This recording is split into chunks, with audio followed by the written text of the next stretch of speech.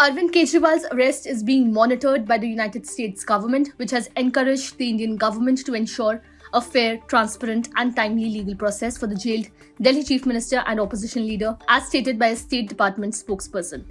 The response from the US comes after the Foreign Office of Germany emphasized that the Aam Aadmi Party leader, like any other Indian citizen facing charges, is entitled to a fair and impartial trial.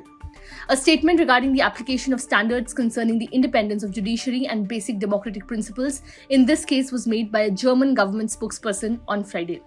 The comment was strongly reacted to by the Indian government, which summoned the German envoy and labelled it as blatant interference in internal matters. Such remarks were seen as interfering in the judicial process and undermining the independence of the judiciary, stated the External Affairs Ministry, adding that biased assumptions were unwarranted. There has been no reaction yet from Prime Minister Narendra Modi's government to the statement from the US State Department.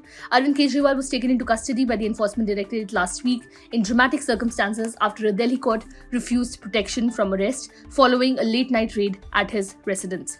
He was sent to the custody of the central agency for 7 days until Thursday in connection with the alleged liquor policy scam that has stirred controversy within the AAP and the national political landscape less than a month before the 2024 Lok Sabha election. The Chief Minister's arrest has sparked furious protests in Delhi, with the AAP being joined by opposition parties including allies of the India bloc such as Congress, the Trinamool led by Bengal Chief Minister Mamata Banerjee, and Tamil Nadu's ruling Dravida Munnetra Kazhagam in condemning the agency's action in Delhi on Tuesday. Several AAP workers were detained by police as they attempted to march on the PM's home. Meanwhile, a BJP organized a mega march of its own to press for Kejriwal's resignation.